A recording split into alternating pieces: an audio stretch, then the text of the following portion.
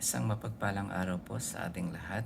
Ngayon ay October 29, 2025, araw ng Miyerkules.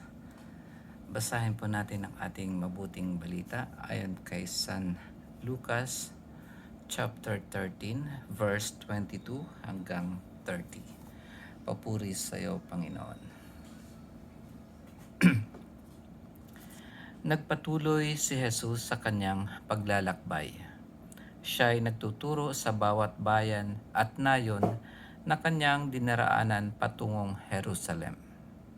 May isang nagtanong sa kanya, "Ginoo, kakaunti po ba ang maliligtas?"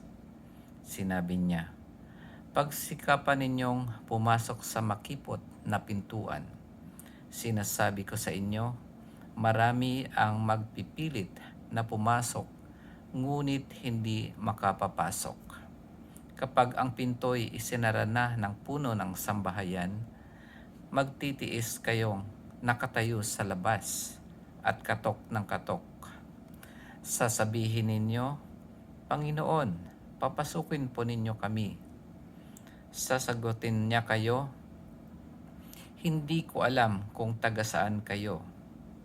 At sasabihin ninyo, "Kumain po kami at uminom na kasalo ninyo, at nagturo po kayo sa mga lansangan namin."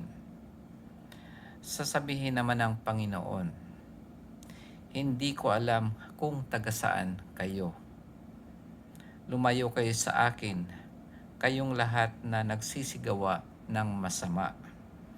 Tatangis kayo at magngangalit ang inyong ngipin kapag makita ninyong nasa kaharian ng Diyos sina Abraham, Isaac at Jacob, at ang lahat ng propeta, at kayo na may ipinagtabuyan sa labas. At darating ang mga tao buhat sa silangat at kanluran, sa hilaga at timog, at dudulog sa hapag sa kaharian ng Diyos. Tunay ngang may nahuhuling mauuna at may nauunang mahuhuli." Ito ang mabuting balita ng ating Panginoon. Pinupuri ka namin, Panginoong Hesukristo. Meron na kaagad tayong hint o clue kung ano ang dahilan kung bakit hindi sila makapasok sa kaharian ng Diyos. Ang sabi dito ng Panginoon, lumayo kayo sa akin, kayong lahat na nagsisigawa ng masama." Yun ang pinaka-clue natin kung bakit hindi sila pinapapasok sa kaharian ng Diyos. Ang dahilan nila kung bakit gusto nilang pumasok sa kaharian ay sabi nila kumain daw sila at uminom na kasalo ng ating Panginoon. Ganon din, nandoon daw ang Panginoon nagturo sa lansangan nila. Meron silang pinagsamahan ng ating Panginoon sa nung kumain, nagkasalo sila at uminom at nakita nilang nagtuturo ang Panginoon. Pero hindi sila nagkaroon ng spiritual or internal na connection. Kumbaga, nagkasama-sama lang pero walang close relationship. Kumbaga, ang hinihingi ng Panginoon sa atin ay magkaroon tayo ng mapalapit sa Kanya, close relationship. At dito naman ay sinasabi niyang makipot ang pinto o ang daan patungo sa kaharian ng Diyos. Kung ito yung maliit na pintuan at ito yung malaki, kapag ikaw ay malaking tao, pwede kang pumasok dito sa malaking daan sa pinto. Pero dito, mahihirapan kang pumasok dito.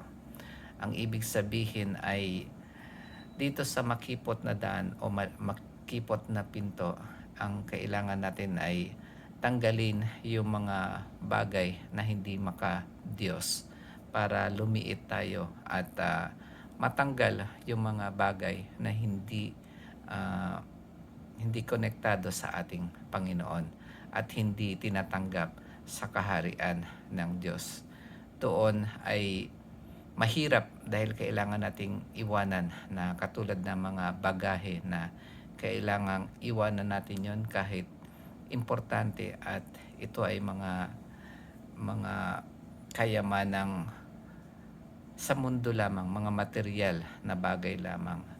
Ang gusto ng Panginoon, pumasok tayo sa makipot na daan, alisin natin lahat ng mga baggage na hindi naman para sa Diyos o hindi naman kanais-nais sa Diyos.